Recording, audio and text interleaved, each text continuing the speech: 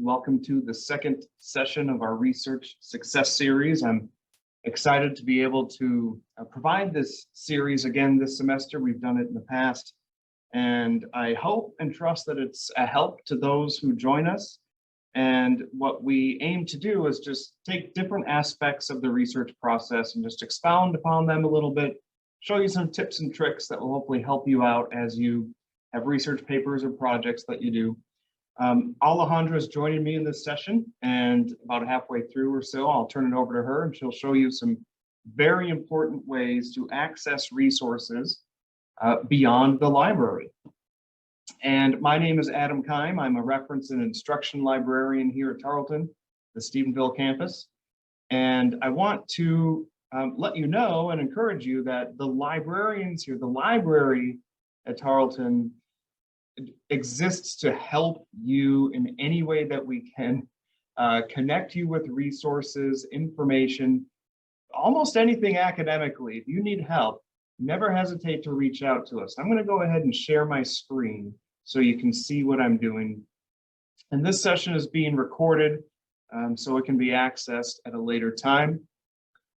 You should see here the library's homepage. And I first want to start out by letting you know how you can reach out to us if you need help with anything at all. One of the ways that we can help you, and more people I think are taking advantage of this, is we can meet with you one-on-one, either online or in person, and you can just let us know what it is you need help with, and we can walk you through it and work with you so you can succeed. One of the ways to reach out to us is on our homepage. We have a link to the staff directory here. You can see all the wonderful librarians that we have, and several of them have a link where you can schedule an appointment. And if you follow that, you can select in person or online. Choose a day that works for you, and just go ahead and book one of those times, and we'll reach out to you and ask a bit more of what it is you need help with. And again, we are here to serve you and to help you succeed. So please take advantage of that.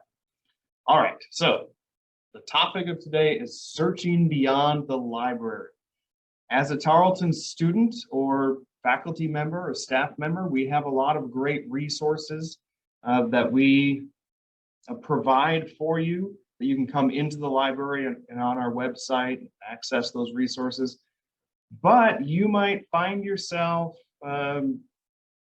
wanting some different areas and avenues of research, of what is out there beyond what the library provides. Because although we provide a lot, we don't have everything in the world. We don't have access to everything. But I'm going to show you a couple ways to find some good stuff that's out there. And if for some reason you can't access it, Alejandra will show you how that might be possible. So first, I'm going to show you a tool that is accessible on our website, that if you don't know of it, I hope that you give it a try, and you might come to discover how wonderful it is for you.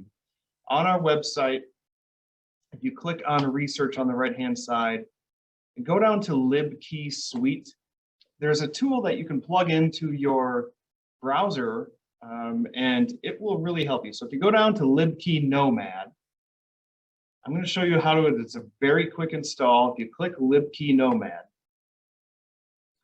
I'll go down, get LibKey Nomad now. I'll select Chrome because that's what I'm using. It's an extension, it's a plugin onto your browser. I'll click Add to Chrome, and I'll show you a little bit later in the session of how this is helpful. This will come up again later. So I'm just going to type in Tarleton. This is something that we provide to you as a student. And so now that's all I got to do. And so now it's applied to my Chrome. And again, I'll show you later how it comes in handy. So that's a tool, LibKey Nomad. When you're out there on the internet, and if you find something, an article or something that we provide access to, it'll let you know. So I'm going to go ahead and open a new browser because we're going to be searching beyond the library. If you are not familiar with how to do searching in our databases and stuff, reach out to us and we would be happy to show you. So I'm going to go probably to everybody's favorite place to begin their research.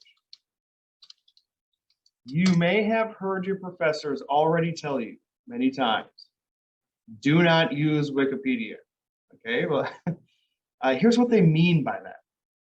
Don't use Wikipedia as a source for your research paper. They don't want to look in your bibliography and see, wikipedia.org, and here's where I found my information. The reason for that is because Wikipedia can't be considered an academic or scholarly resource. It's not peer reviewed.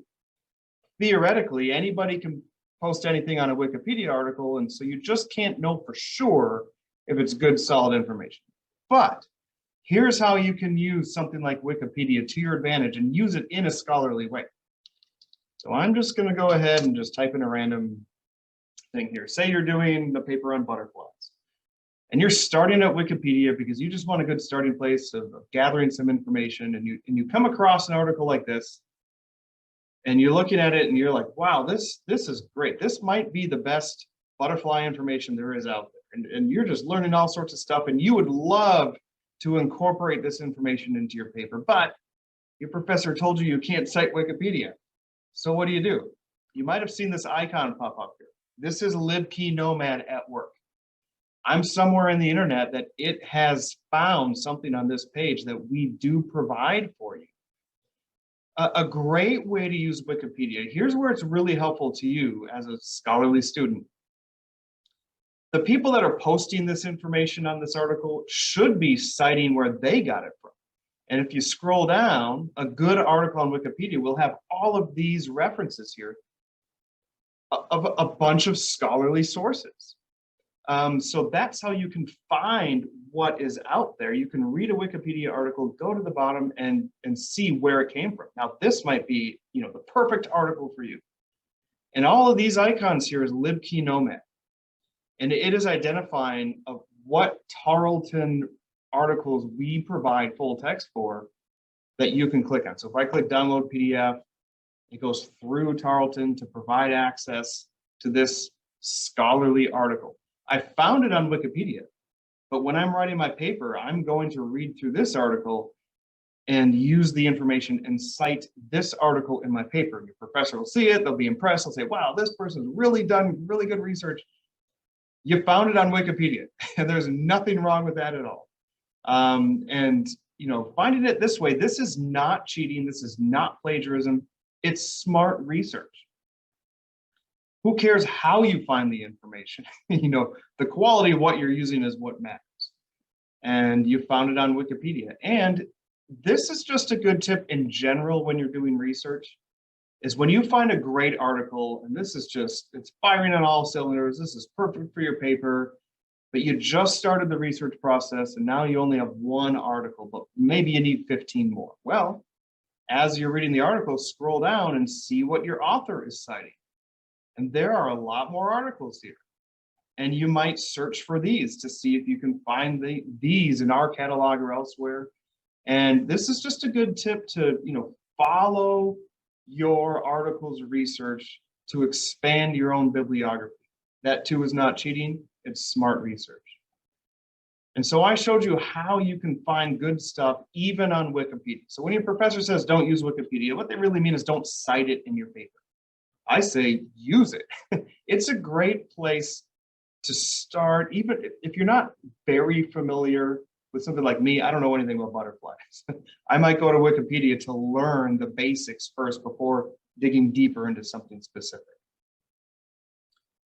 If there's any questions, since I'm sharing my screen, I'm not good at looking at chat when I'm speaking. So if anybody has a question, or if you'd like me to clarify anything or repeat anything, go ahead and interrupt me. I don't mind, and just start speaking. So I'm going to continue. I showed you Wikipedia. I'm going to show you another great place that everybody loves to go to. Google. Well, Google has Google Scholar. This functions in a similar way to a discovery search at the Tarleton website will work. Let's use butterfly. So I'm searching just the internet at large for stuff on butterflies. And of course, there are millions of things out there. On Google Scholar, you can do an advanced search if you click the expansion bar there. Let's search for butterfly. You can tell I already tried this out earlier today. Butterfly metamorphosis. And I'm looking for kind of specific articles on a subject that I'm doing for a paper. And sometimes you'll come across something that, well, perfect, this already has a link to the full text for me. That's really convenient when that happens. Perfect. You don't even have to bother with trying to access it through Tarleton. It's just there in the internet. Not always does that happen. On this particular topic, it looks like we're getting lucky, and there's a lot of full text out there for you. Let's go to another page. Sometimes you'll come across something like this, where if you click on it, it brings you to the abstract of the article, but not the full text. So it tells you what's out there, but you might not have access to it. Well, you see this icon pop up again. That's LibKeyNomad at work. We might be able to have it for you. You can click Full Text Finder at Tarleton. Now, this doesn't always guarantee that we have it for you. We might have the same thing that the website did, is we have the abstract. Now, you can see how you can find stuff that's out there on Google Scholar and on Wikipedia. Back to that Wikipedia article, here too, LibKeyNomad found several that we do have, but we don't have everything. And so you might find what seems like the perfect article for you, but we don't have full text options. So I've shown you some ways that you can find what's out there and even access some things beyond our own library. But when it comes to the article that you found that you can't find the full text, Alejandra will show you how through our library, we might be able to get that for you anyway. So I'm going to stop sharing my screen. And I'm going to give host privileges to Alejandra so she can share her screen and show you how to request something through Interlibrary Loan. All right, Alejandra, go ahead and take it away. Thank you, Adam.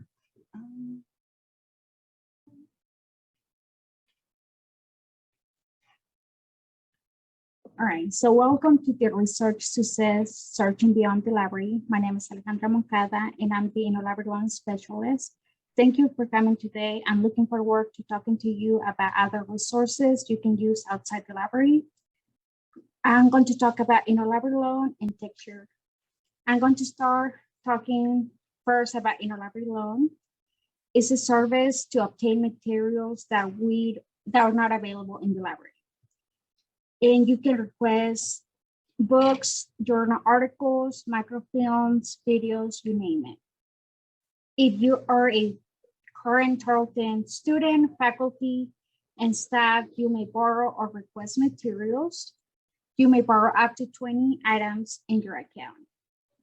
Most of the time, journal articles will be available in an electronic format. You will receive an email with instructions on how to access the article. The article will expire in 30 days, or if you view it 5 times, depending whatever comes first. And the reason is because of copyright laws. I would suggest, if you request an article, to print it, save it to your computer or a flash drive. That way, if you need it later, you can have access to it. Articles will get here in 1 day, up to 5 days. I have patrons where they request an article and they will get it on the same day, but don't rely on that information because it can take longer. For a loan, which is books, CDs, or microfilm, it can take 2 weeks to get here. It will get here to the Dixon Library. But let's say you're taking classes or you're working in Forward or Waco, we can send it to you. And you can keep it for 3 weeks, depending on the lending library. Interlibrary Loan is free, but there will be times where the lending library will have a fee to loan it to us.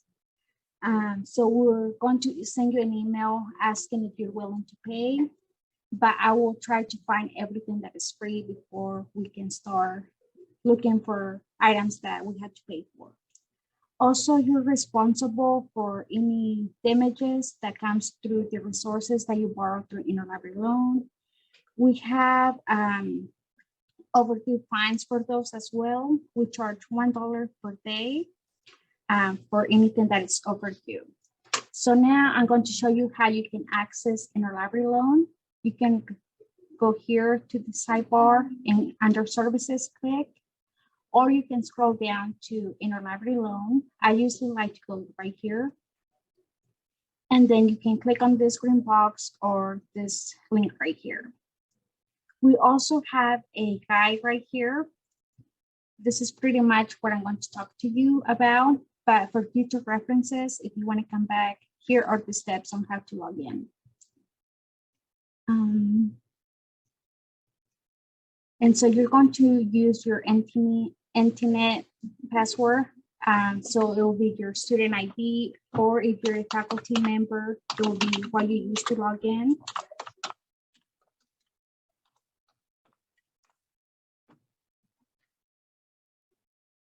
And so I already have some stuff on my account, but you will have a track of everything you request. So let's say if I wanted to request this book again, I can just request it again and automatically will send the request.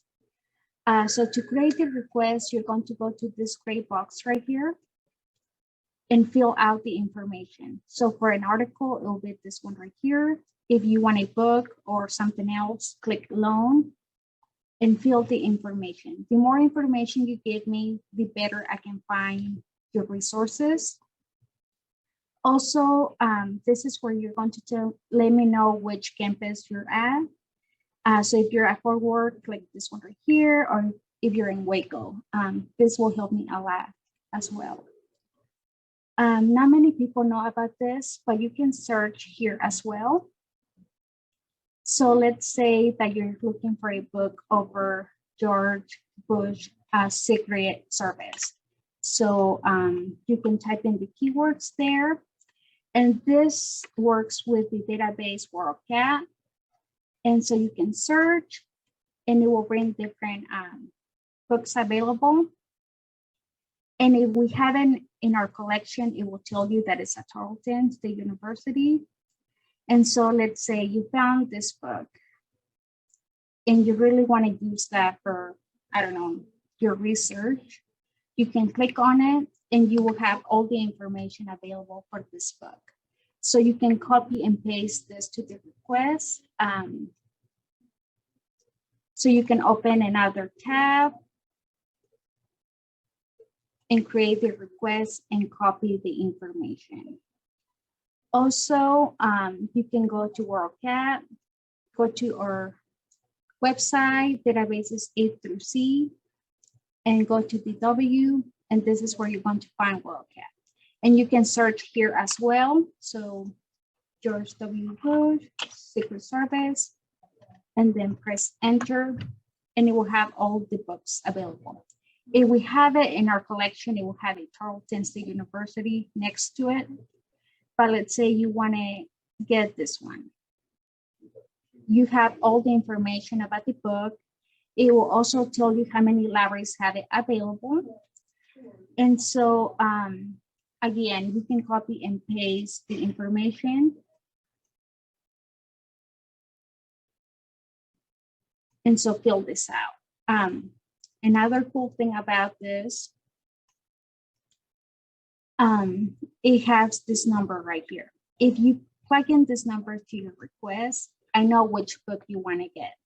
And you can just copy and paste it to OC number and paste the title, the date, and the author, and that way I can give you that book. Do you have any questions about Interlibrary Loan? No. Thank you. So the next one I'm going to talk to you about is Fixture. That is a program that is free as well.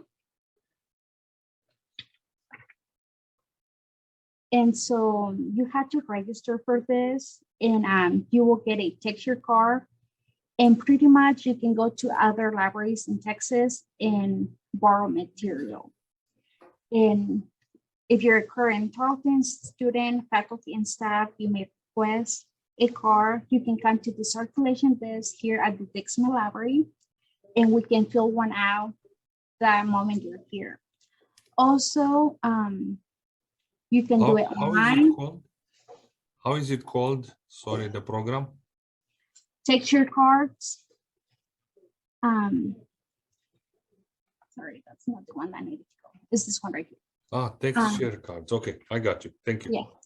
And so you can fill the information online. Let us know if you're a graduate student, grad student, faculty, or staff, and we'll mail it to you. And you have to fill one out every semester because it's only available one semester. So I'm going back to WorldCat. So as you can see, it will tell you how many libraries have it. So let's say you really need this book and you need it by next week. You can drive to Baylor and check it out there, or another library that is nearby.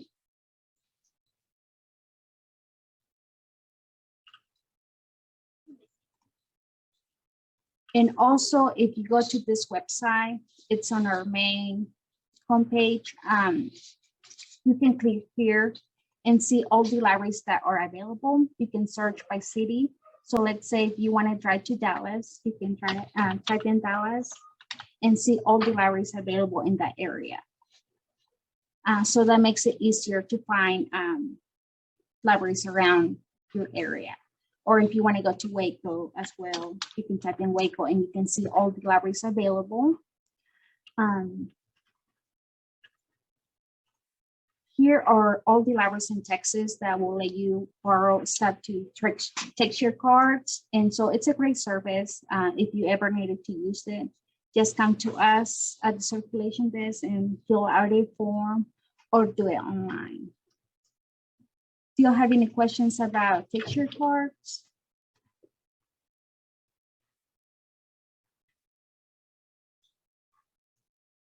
Oh, Hunter, I think your screen is still on databases A to Z. Were you showing us the text share site? Yeah. Okay, I'm seeing your screen share to be still on the databases A to Z page. Okay, so you don't see this page? No. Okay, one moment. Let me get back to that.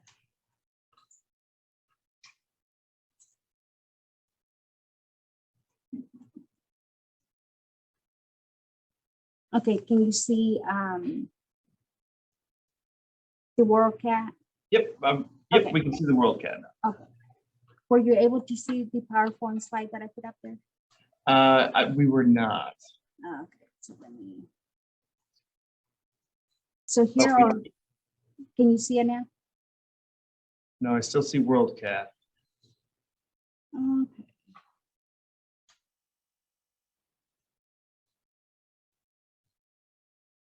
Can you see it now? There we go. A sample list of participants. Yeah, so these are all the libraries in Texas that you can go and borrow their materials from. Do you have any questions about this service? For faculty, is still renewable each semester, or usually it's a different faculty process? will get it for like 2 semesters. Okay. It's just students that we give it 1 semester. All right, thank you. I have a question about the other tool that was mentioned before that allows downloading papers. Yes. Does it have any integration into reference management software, or is just allowing you to download on your machine and that's it? You process it manually from there? That's a good question. When you go to install libkeynomad, it gives you the option to add it to various browsers, Chrome, Edge, things like that. Lisa, do you happen to know if it has integration with citation management softwares? Yes, like for example, if I'm using it, can it throw it into Mendeley directly instead of putting it in my hard disk to throw it to Mendeley or Zotero or other reference management software? I don't think it can do that. I think it just plugs into the browser. Okay. Thank you. Yeah. Any other questions?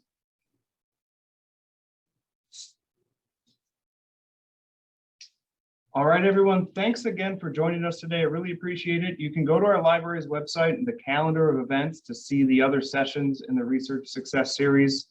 We hope they're helpful to you.